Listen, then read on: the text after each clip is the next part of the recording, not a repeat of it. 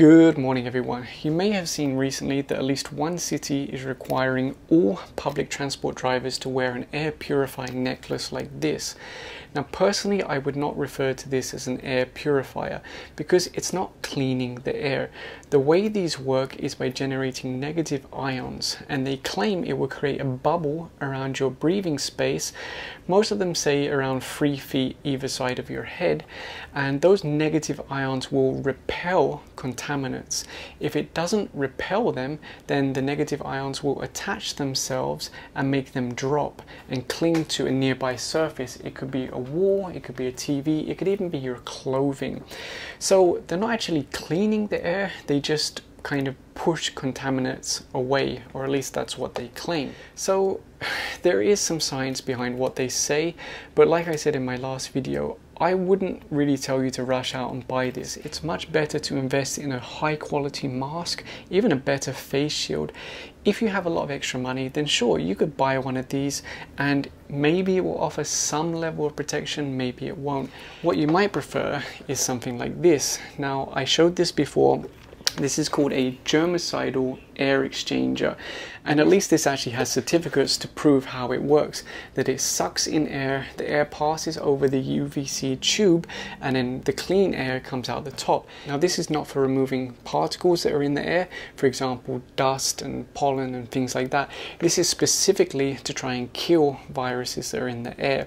Now I recommend you check their website. They have an informational booklet where they tell you the exposure time, how many times the air has to pass through for it to be effective, the maximum room size. They show their certificates and everything like that. You may remember that sometime last year we actually turned over one of these to Quezon City General Hospital, and the good news is we have another one to turn over thanks to St. Patrick's Medical Systems. Now that company haven't paid anything for this video, but they did provide the unit, and then I said, is it okay if I just give this to the hospital? And the doctor or doctora actually sent me a photo earlier showing their existing unit. It is being used in their lab, so I know for sure they're going to put this to good use. Now what if you don't trust the necklaces and you don't want to invest in a germicidal air exchanger like this, because they can be a little bit expensive? It is an investment, although they're meant to have a pretty good lifetime.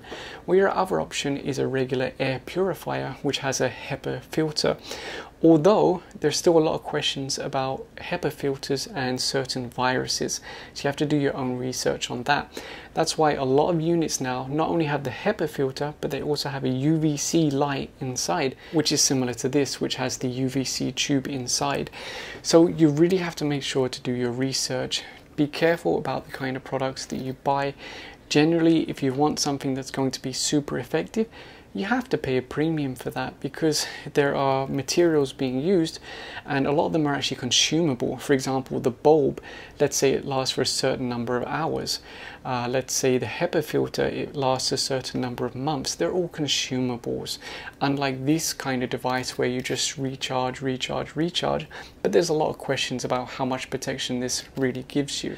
I told Doctora we're going to deliver this by around 6:15 p.m. I'm also going to donate some vitamin C for her and her team. It is a public hospital, so yeah, we'll take that there now. We'll probably just take a photo of the turnover. That just puts everyone's mind at ease that it really was donated. And yeah, thanks for watching. Stay safe. Don't believe everything you see online.